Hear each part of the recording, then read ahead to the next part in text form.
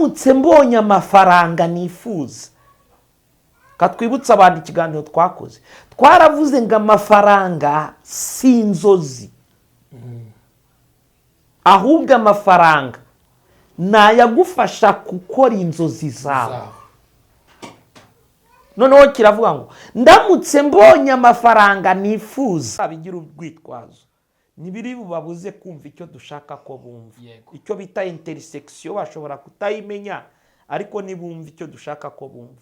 Biza bintu bine, icyambere ni ibiki nkunda, kuko iyo ntashye numva iki kuri radio, iyo mfashe kuri YouTube ni iki mu mwanya. Iryo ukunda byose, yaba ibyo wumva, yaba ibyo ukora, yaba ibyo ugira gute, byandike. Kabiri, ni iki mu buzima nkora mu buryo bunyoroheye, binibingure si bingure. Urebe ubitekereje, niwumva utarangije ejo nugaruka ubikomeze. Ako kabiri. Gatatu, mu buzima busanzwe ni iki nigeze nkora kikangaburira, kinyinjiriza amafaranga, kinyinjiriza amafaranga. Acyandike. Ubwa kane, ni ibiki abantu bakunze kunshakaho, ntagendeye ngo ni amafaranga n'iki, ariko ni iyihe serivisi abantu baba bankeneyeho cyane ko mbaha. cyo ni cya kane. Nicyo cya kane. Nurangiza ibyo bintu byose uko tubivuze, muri rwa ruziga uraza gushakamo ikintu cyaje ahantu hose, urasanga ari kimwe cyangwa bibiri. Ntabwo byakunda ko bipfa kurenga. Icyo kintu nicyo bita ikigaye. Iyo nyubako yiza kuba umuntu nta kabuza ari kugusaba kuyisiga amarangi ya Beta Paints, kuko ariyo yongerera agaciro nayo ikaguhesha ishema mu bandi. Ngaho rero yibere mu cyimbo, umurimbo wayo ubushinge Beta Paints, uruganda nyarwanda dukesha amarangi yuje ubuziranenge, aryoshya aho dutuye n'aho dukorera. Bakunze Ibihumure TV, ndabasuje cyane. Ni iby'agaciro kongera kusangira namwe uyu mwanya udasanzwe. Nge Ndikuzo Emmy, hanyuma ntabwo nijye nyine, ndi kumwe n'umushumba Dr. Jado. Tugarutse muri episode ya 6 yo kumenya icyo wavukiye, cyangwa se umugambi w'Imana ku buzima bwawe, kuko ntabwo waje uri impanuka. Nshimiye abantu bose badukurikiye muri episode zabanje, ndetse n'ibindi biganiro bitandukanye bitambuka hano ku Ihumure TV. Imana ibahe umugisha. Wowe wakoze subscribe, warakoze cyane. Nawe utarayikora uyikore kugira ngo amakuru ujye uyabonera ku gihe, cyangwa se ibi biganiro tukugezaho n'ama episode. Nyemera tubanze dusenge Imana, dushimire Imana, hanyuma tumwakire, dukomeze na episode ya 6 aho uza kumenya nyirizina n'iki mbereyeho. Data, turagushimye ko duhaye umunsi udasanzwe w'icyubahiro n'agaciro, kuko ni ikintu gikomeye ku buzima bwacu. Nyamara nta kiguzi twishyuye, n'imbabazi zawe habwa icubahiro. Umuntu wese uri kutureba umuhe umugisha, umuntu ukurikiye iki kiganiro umuhe umugisha, kugira ngo abashe guhemburwa n'iki kiganiro ubuntu bwawe. Mwuka w'Imana musobanurire, hanyuma mwigisha tugiye kubana muri iki kiganiro ntaba ari we, Mwuka w'Imana muyobore. Iki cyumba kigoteshwa amaraso yawe, mu izina rya Yesu tubyambaje, urakoze, amen. Mushumba, karibu. Turabasuje mu izina rya Data twese n'iry'Umwana n'iry'Umwuka wera. Kuryama ni ibisanzwe, kubyuka ni igitangaza, kwirirwa n'umugisha. Wari wavuze ko muri episode ya 6 uzinjira ubwino bwo kumenya kukindiho ikimbereyeho. Twibutse abantu yuko twavuze muri Efeso 2:10. Wakongera ukahasoma gatoya kugira ngo nituza kuvuga. Twavuze yuko Imana ikureba utangira, ikakureba usoza, nakumenyekera utarabo urusoro mu nda ya nyoko. Tuzagerageza no kubereka ibyanditswe bigaragaza Paulo arabyivugira, nahamagawe nkiri mu nda ya mama. Ntago avuga ngo nahamagawe igihe Umwuka wera yamfataga akantangira yerekeza i Damasiko. Ntago avuga ko ari bwahamagarwa. Avuga ngo nahamagawe nkiri mu nda ya mama. Sinzi niba abantu batabyumva, ngo nibuza bajye bahera kuri aho umuhamagaro we. Umve ko Imana yari bazi na mbere. Nkiri mu nda ya mama kandi mwibuka amateka ye. Stefano apfa ari wazize, ariko akavuga ko nubwo Stefano yapfuye azize, we yemera ko we yahamagawe akiri mu nda ya nyina. Twatanga ibisobanuro byimbitse bigaragaza ko twari turi kureba muri episode y'ubushize ya gatanu twari turi kureba ngo mbese nyirizina niba koko naravutse gutyo byapfiriye he. Twavuze ahantu byapfiriye mu muryango. Icyo ni icya mbere twibutsa abantu. Twatanze ubusobanuro uburyo umuryango ushobora kwica impano y'umuntu, kwita icyo wavukiye. Umuryango wajya gukora ibintu bakavuga ngo ariko ibyo uri gukora bakaguca intege icyo wavukiye ntube ukigikoze. Umuryango twabonye ko ufata umuntu nk'aho ari bwo akiza ntacyo aje kumara. Ntabwo umuryango ukonsidaringa umuntu nk'uwaje ku kazi. Ntabwo umuryango uragihishurirwa ko umuntu agira ikimuzana.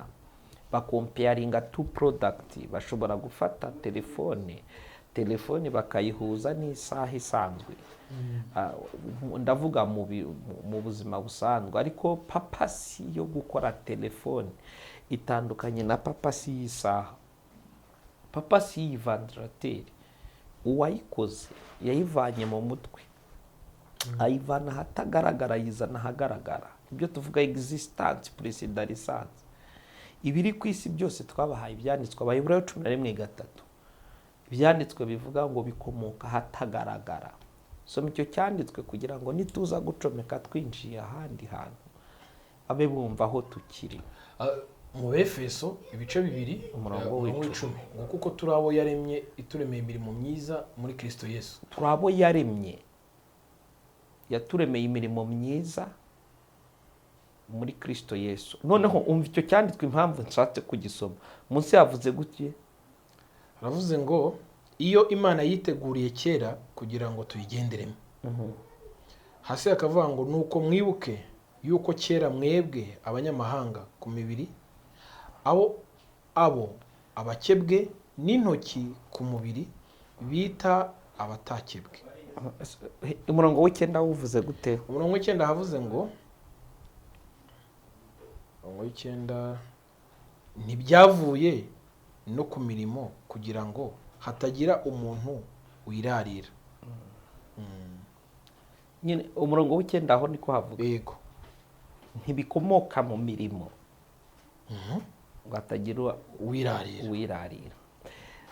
So dufite akazi katuzanye, ijuru ryaturemye ngo ariko dukora. Yego.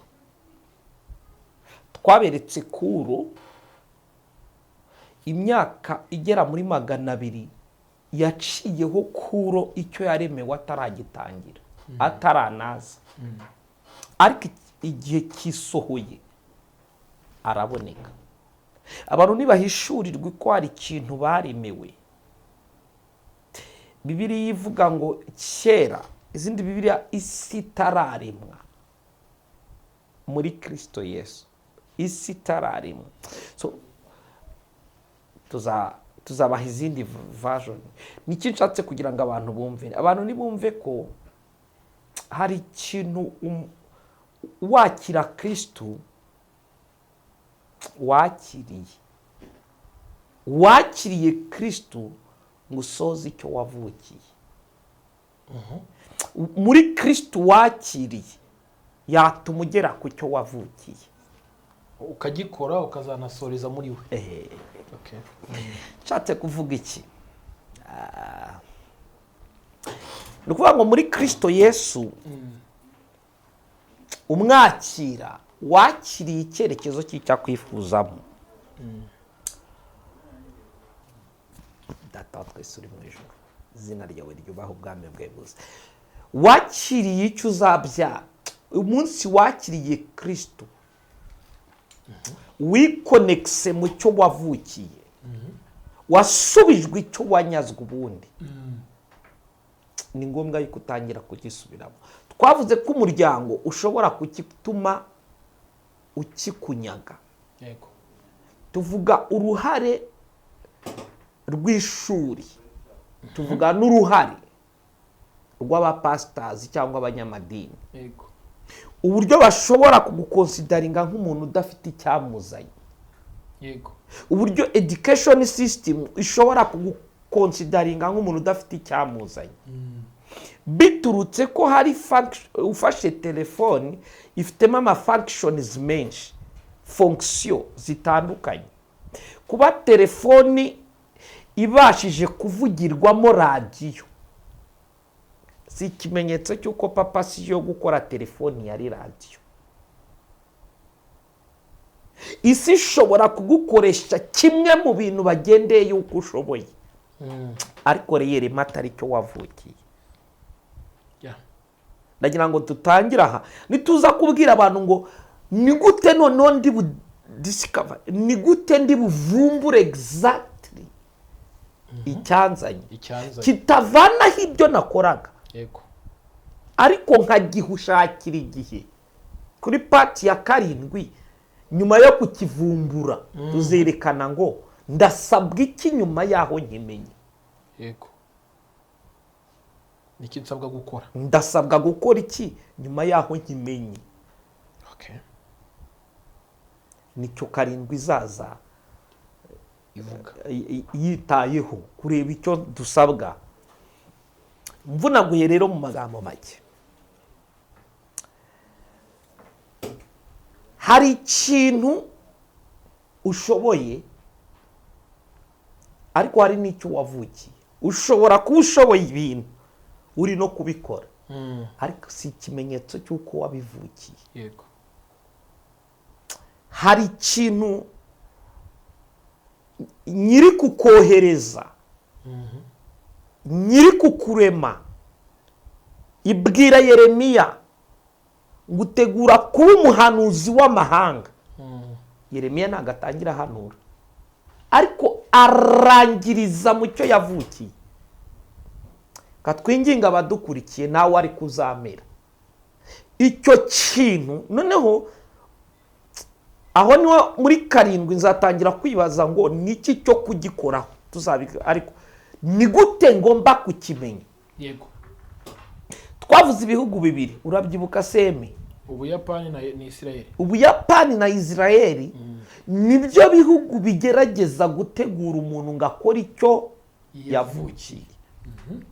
Kamere ku Buyapani nibyo, nsoreze kuri Israel, nindangiza nkubwire n'icyo wakora nyine mu mwitozo tuza gusigira uyu muntu dukurikiye, kugira ngo ubutani tujya kwicara bazatubwire ngo nawe ukoze sinabimenye,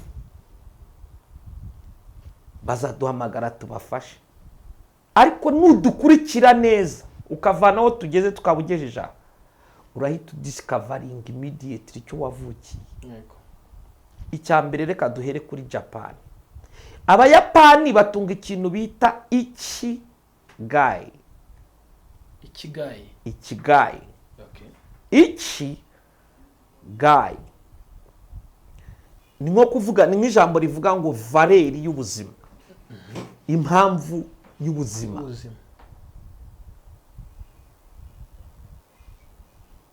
Impamvu na ayo magambo, impamvu ikigai y'ubuzima, nicyo meaning y'iryo jambo ni. Bo baravuga ngo rero umwana wawe niba avutse, niba ushaka kazabaho anezerewe, uziyeranje ntazigera atangira gufata responsibilities ari mu bintu bitari ibye. Ntazotangira gufata inshingano mu gihe ari mu bintu bitari ibye. Mu bintu bitari ibye. Hari abantu bazi ko higeze habaho icyo bita la guerre sino-japonaise iri hagati y'Abashinwa n'Abayapani. Aho reka tuhirengagize kuko tuzanyemo ibindi abantu bamwe bataza gutakara ku ngingo bagacanganya ikigo ya papa si icyo twari turiho. Kuri bo bafasha umwana bagendeye niyo nawe ubu waba ugiyeyo. Mpafite umudamu umwe wasenganaga natwe waje kujyayo, arambwira ngo kimwe mu bintu byabagondoje ni ukubanza kuntunganya. Iyo ugiyeyo batangira kwibaza ngo ese uyu muntu, barabizi ko ibindi bihugu akenshi umuntu yihigira. bo bafite ibigendanye n'icyo bita yaba reve spirituelle, yaba gukanguka k'ubwonko n'iki. Ibyo byasaba ngo tubivugeho ukwabyo, ariko muri rusange baremereza kumenya ko icyo wavukiye ari cyo bakwiye kugukoreshamo, kandi bakagutozwa kunyurwa nacyo, bakakumenyesha ko kuba uri kiridunda ari telefone ntaho bitaniye. Twe nicyo tukibura. Bimwe mu bidutera nabwo kwiye ni ukuvuga ngo yeme ibyo akora nibyo byiza, ibyanjye ni bibi.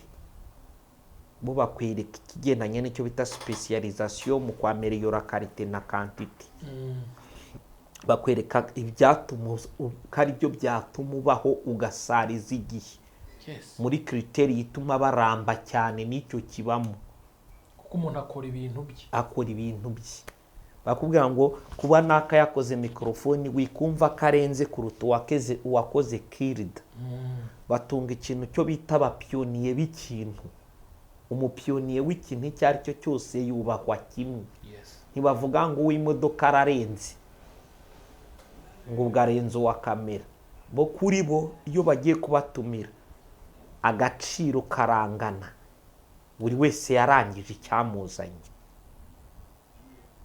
So ni ikintu bashyigikira, bashyiramo imbaraga mu buryo bumwe. So nari mvuze iki? Ufate urupapuro, ufate ikaramu, ni iki kintu cya mbere babanza kureba mu buto bw'umwana munsi y'imyaka 10 ibanza. Ndavuga uko babashobora gutuma umuhamagaro w'umwana akaza azakunda ibintu cyangwa azagira gute, iyo yazaba iyindi episode ukwabyo. Ndashaka kuvuga nyirizina exactly kumenya icyo umuntu yaje kumara. Ibigendanye n'uko uvuga ngo mbese umuntu ntavuka akatunga icyo bita reincarnation, kuvukira mu wundi muntu akaza gukora ibimeze nk'ibya wa wundi. Ni ibindi bintu nabyo bagira, biterwa n'iki. Ibyo byasaba ngo tubihe ubusobanuro bwabyo. Uno munsi si icyo dushaka kuvugaho.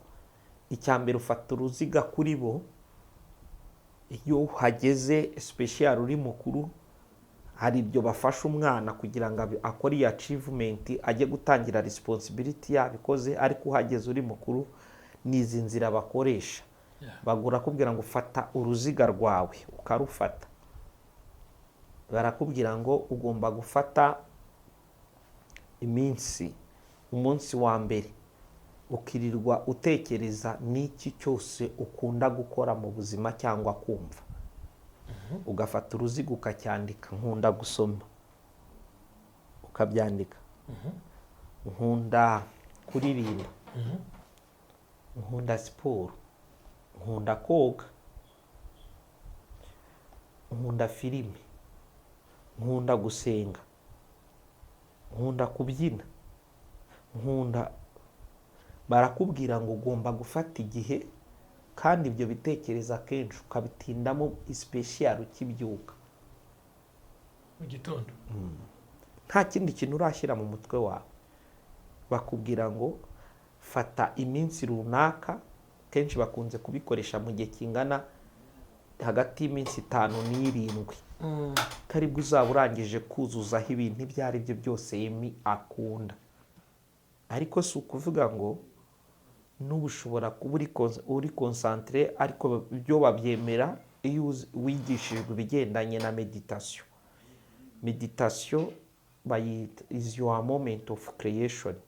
Iyo watojwe meditation iri mu bice 4, nibwo ushobora kwicara ukabikora. Barakwigishije meditation bakumva ko succeedinze.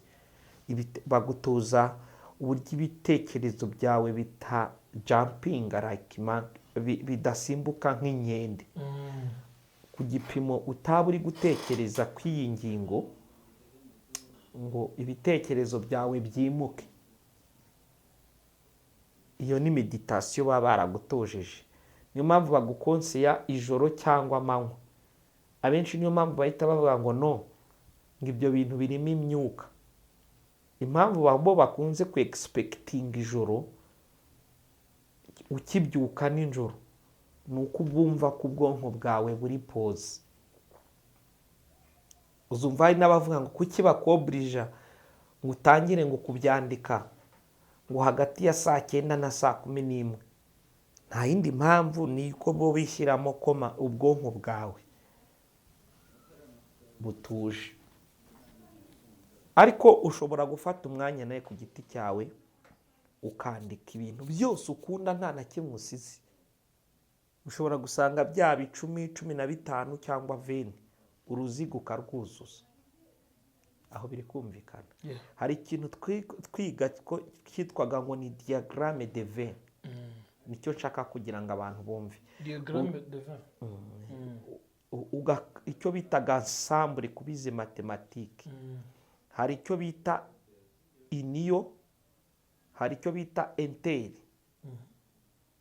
hakaba icyo bita a iniyo. Tuvuge niba a iniyo b. Iyo bavugaga iniyo ni ibintu biri kombayininze muri a na b byose hamwe. Noneho iyo bavugaga ngo intersection ya a na b ni ibiri muri a bikaba no muri b. Iriya nzira ubona ya mathematics niyo baba bari gukoresha ku muntu.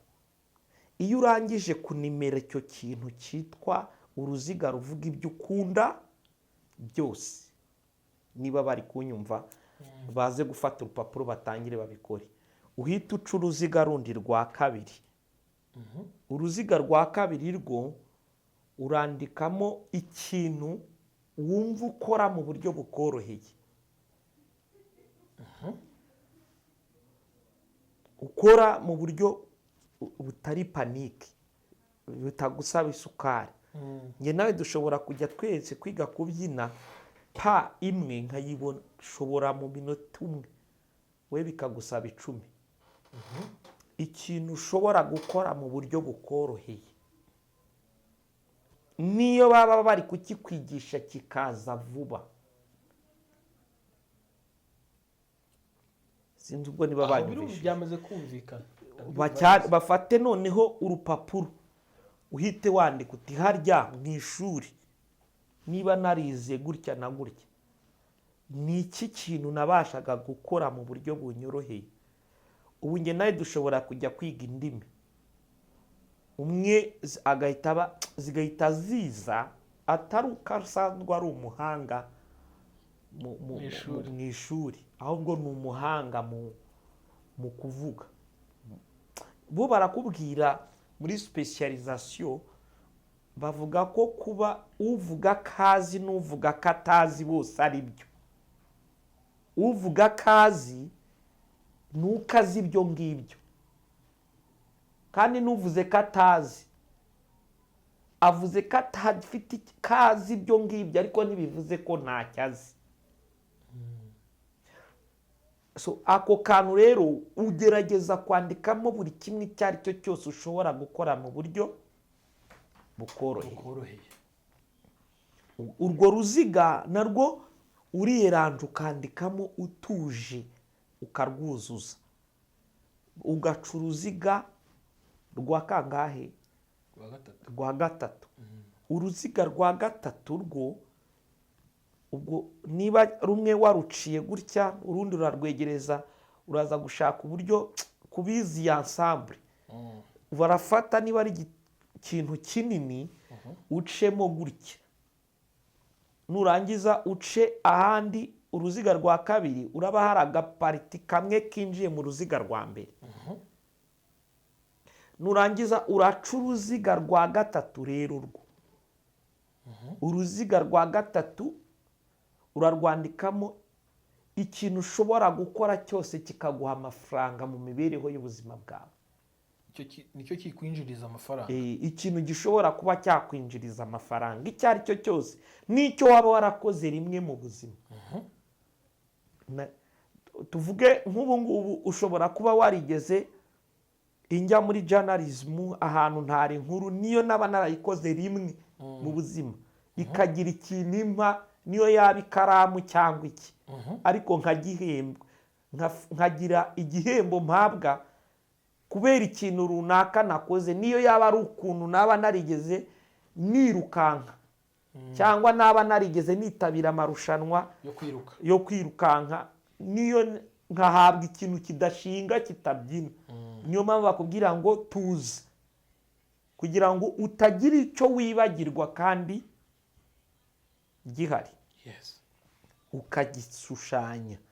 Iyo ibitekerezo byawe ubishyizeho, umuntu uri gushaka kumenya icyo yavukiye ntajagarara, urongera ugashushanya uruziga rwa nyuma rwa kangahe ubwo? Rwa kane. Uruziga rwa kane ruravuga ngo ni ibiki abantu benshi bakunze kunshakaho. Abantu bambonamo iki, ibyo abantu ubu ushobora gusanga nkanjye, urabizi hari igihe abantu baba bashakaho ngo hari gusengera, urugero kubwiriza, hari igihe baba bashaka kujya gusabira abantu, hari igihe baba bashaka kuba kamera, hari igihe baba bashaka, ubwo urumva wowe icara uvuye ngo ariko abundi abantu ni iki bajya bakunda kunshaka ko. Ufate za nziga enye, nta mpapuro nari mfite, bo nibabikore ntazo, ariko abari kudukurikira bafite urupapuro bari gushushanya. Bashushanye uruziga rwa mbere, urwa kabiri, urwa gatatu, urwa kane, ku ruhande se cyangwa inyuma ruzenguruka rwa niko ntabonye ikaramu izi umucyo bita ensemble. Hari uruziga rumwe rubanza, yego, shaka uburyo urwo ruziga ushushanya ku ruhande urwa kabiri, ariko rube ari uruziga rushobora kuba ruri buze nanone rukore mu rwa mbere.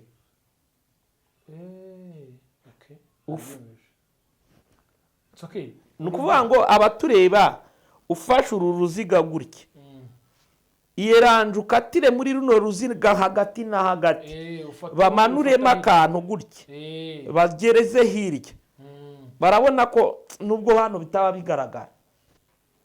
Nabyaze kubyumva. Ofete ni ugukoza uruziga ugakora urundi ku ruhande, ariko runyuze muri rwa rundi, n'urundi rwugiye kwitwa ko ari urwa gatatu, shaka uburyo runyura muri za nziga ebyiri, yego, n'urwa kane urugire gutya eshatu. Urareba kano kantu kasigaramo aho hantu hagati, nurangiza urwa mbere ibyo wandikamo wabyumvishe. Niyo bitakitwa ko byahuye, nibumva uko bigenda, nibumva icyo bakora, niyo batakitwa ko bazihujije komuteri, batazabigira urwitwazo, ntibiri bubabuze kumva icyo dushaka ko bumva. Icyo bita intersection bashobora kutayimenya, ariko nibumva icyo dushaka ko bumva. Bya bintu bine, icya mbere ni ibiki nkunda, kuko iyo ntashyemo numva iki kuri radiyo, iyo mfashe kuri YouTube ni iki mu mwanya. Ibyo ukunda byose, yaba ibyo wumva, yaba ibyo ukora, yaba ibyo ugira gute, byandike. Kabiri, ni iki mu buzima nkora mu buryo bunyoroheye, si bingore, urebe ubitekereje, niwumva utarangije ejo nugaruka ubikomeze. Ako kabiri. Gatatu, mu buzima busanzwe ni iki nigeze nkora kikangaburira, kinyinjiriza amafaranga, acyandike. Ubwa kane, ni ibiki abantu bakunze kunshakaho, ntagendeye ngo ni amafaranga n'iki, ariko ni iyihe serivisi abantu baba bankeneyeho cyane ko mbaha. Cyo ni cya kane. Nicyo cya kane. Nurangiza ibyo bintu byose uko tubivuze, muri rwa ruziga uraza gushakamo ikintu cyaje ahantu hose, urasanga ari kimwe cyangwa bibiri.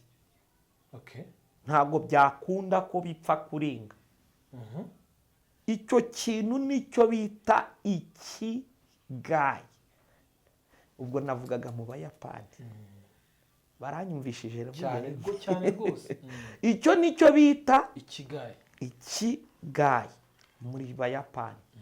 Abayapani iyo icyo kintu kibonye, barakubwira ngo yego jya guhaha, yego kata muri ibi, ariko iki kintu itoze ko mu minsi yawe w'umunsi gishakira amasaha nibuza 2. Mu byo uzakora byose ntuzatume kujya guhaha bikwibagiza kugifumberera, kuko iki cyarakuzanye, iki nicyo gitumye uraha, iki nicyo gitumye ubaho, iki nicyo gitumye uhumeka. Aho nari mvuze ni sero, ni siyansi ariko ahubwo reka noneho abanteze amatwi mvuge sero ya Israheli. Ubwo aho navugaga aho twari mu Buyapani. Israheli uko iteye ni iki ikoresha, ibyayo menya byinshi ariko ndabahamo iby'ingenzi mu bibafasha. Israheli irakubwira ngo kugira utarakora icyo, kumenya icyo wavukiye nicyo gikwiye gutuma umenya icyo ukora. Baba barakubwira ngo icyambere, fata urupapuro wandike umaze kugenzura mu mibereho y'ubuzima bwawe n'iki kintu wigeze uba uri gukora ukibagirwa igihe, ukagitakazamo umwanya ukibagirwa igihe. Kuba nashatse kuririmba iminota 30 nkaririmba isaha ni ikimenyetso cy'uko igihe cyashize muri njye. Icyo kintu ni iki nageze nkora mu mibereho y'ubuzima bwanjye. Tuvuge narindi kubwiriza bampaye iminota 30,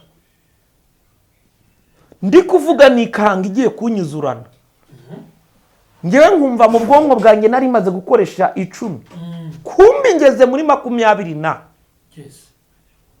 niki mu buzima nigeze mfata ukacyandikaho kiva kikagera, ikintu naba mu buzima narigeze njyamo nkibagirwa igihe, ukacyandika ku rupapuro. Icya kabiri, niki mu buzima naba nakorera ubuntu nta nyungu ngifitemo, ahubwo nge inzira zose zatuma ngikora nkumva nakishyurira kandi nta yindi kintu ndi bukuremo, ntacyo nkuramo. Kuri bo uragifata, uranimera bya bintu byose ubyandike ku rupapuro. Ikintu wumva watakaza amafaranga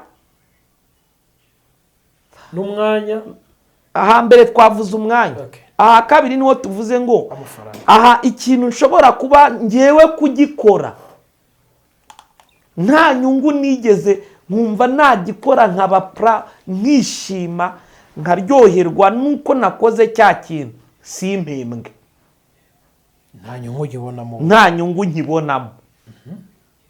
Ubwo twavurenze kuri Japan, turi kuri Israel. Icya gatatu, bibaye ngombwa ko bantungura kujya kubonana n'abantu, nabaha iyihe message? Barakubwira ngo andika kutunguwe n'inama, usabwa kuza kugira igitekerezo utangamo, kora dissertation, kora message y'ikintu wabasha guha abantu ukacyandika. Aho baranyumvishije subwo, nukuvuga ngo Emi baramubwiye ngo hari inama wagize umugisha wo gutumirwa mu nama mu mwiherero wa 15, dutegurire message uzataha abantu muri uwo mwiherero.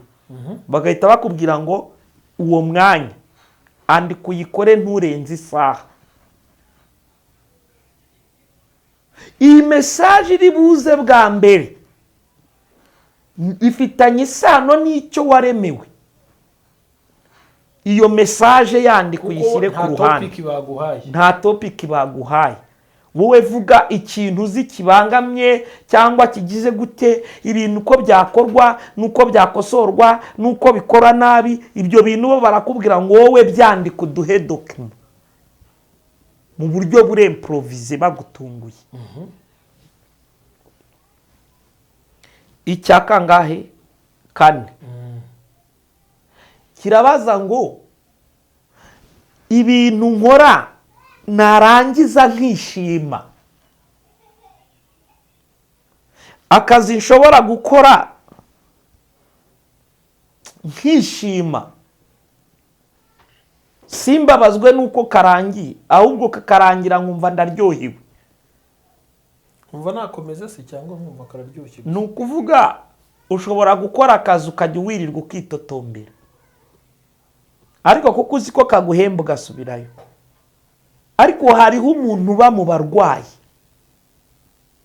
ari akazi, uwo nguwo y'isaha igeze uba wamurambiye ahita afunga akagenda. Ariko hari n'ubasha kunanirwa gusiga umurwayi ngo agende kuko atarabona umwakira, ntago yitaye ku isaha nguwo. Ni ibiki nkora nkishima?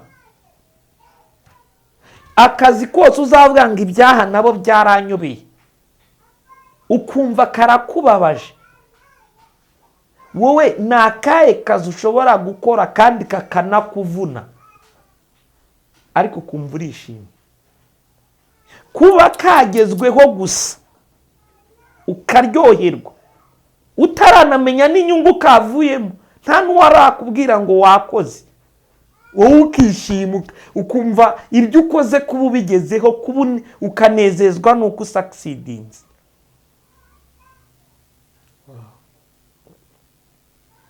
Icyanyuma kandi ibindi kuvuga naye tuzajya gucakira nambwira ko yabikoze. Ndamutse mbonye amafaranga nifuza, katwibutsa abantu ikiganiro twakoze, twaravuze ngo amafaranga si inzozi, ahubwo amafaranga nayagufasha gukora inzozi zawe. Noneho kiravuga ngo ndamutse mbonye amafaranga nifuza, ngewe Emi nayashingamwe ibiki, nayakoramwe ibiki. Ubu nge biri automatique kukubwira ngo nazamura urusengero nshaka, ariko nzi ko naye mashobora kwita avuga ngo nakubaka studio.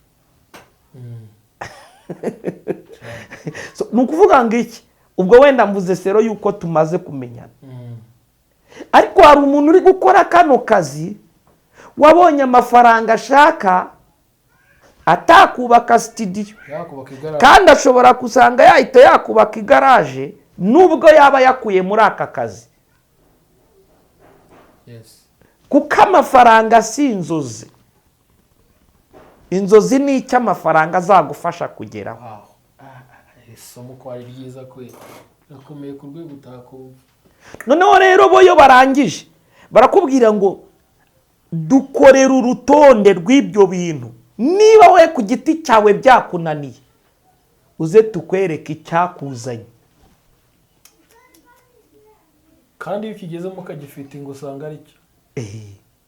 Uko bano bakubwira ngo icyo bihuriraho, naba ni bamwe. Uri buze gusanga mu mibereho y'ubuzima bwawe hari ikintu kimwe cyangwa bibiri kiruta ibindi byose, kiruta ibindi kuruta.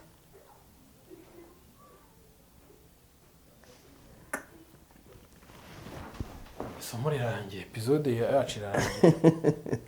Bakora uwo mwitozo niba bashaka ko dukomezanya, nibakora uyu mwitozo ugira icyo ubyara. Noneho niba urangiza biri butworohere kuba kimara kukimenya, turababwira ngo achievement yacyo tuzerekana uburyo bagitegura horizontally na vertically. Ibirenze kuri ibyo, ubwo ni episode ya 7. Tuzabafasha kwibaza ngo none si iki kintu gitegurwa gute, horizontally vertically, umurongo umanutse n'utambitse. Ku murongo mu kumanuka no mu kugutambika, kugira ngo iki kintu cyitwa icyo navukiye nka destiny kigerweho. Aha niho wenda nakavuze kuri bamwe, hari icyo bita, reka icyo tuzakigarukeho muri introduction wenda nibizakunda. Niyo mpamvu hari ikigendanye n'icyo bita kumenya icyo wavukiye muri spirituality, kumenya icyo wavukiye mu buryo bwo kureba ikiganza. Mu kiganza gutya bareberamo destiny na personality. Ayo ni amasomo abiri, wenda niba ngombwa tuzabye nibiba ngombwa, ariko abakoresha izi nzira ni bande n'impamvu kuwizera zitari important. Ibyo nibiba ngombwa twazasaka uburyo tubibasobanurira aho bibasha gutanira. Ibirenze kuri ibyo, Imana ya Aburahamu na Isaka na Yakobo ni gushoboze gukora uwo mwitozo kugira ngo umenye ko utaje mu isi kwigana abandi, waje ku kazi. Inshuti yanjye Yesu, nsengeye uyu muntu waruduteze amatwi, kubaho kwawe ni kumutwikire, imbaraga zawe nizimutwikire, kandi ubwo dusoje tuvuga ngo abonye amafaranga icyo yamara, mushoboze gukora uyu mwitozo kugira ngo uzabone uko umushyigikira. Ndamwingingiye umumenyeshe ko hari icyamuzanye yavukiye, ubikorere kwiyubahisha kuko uri umwami ugira neza. Urakoze kuri Imana ya hose na kure, mu izina rya Data wa twese n'iry'Umwana n'iry'Umwuka wera, amen. Yesu abaho umugisha, tukwinginge ibi wabiha abavandimwe kuri groupe z'imiryango yanyu wanyu, Emi azamenya uko akivuga kugira ngo mubashe kuba mwacyumva no ko bagiha abantu bakacyumva.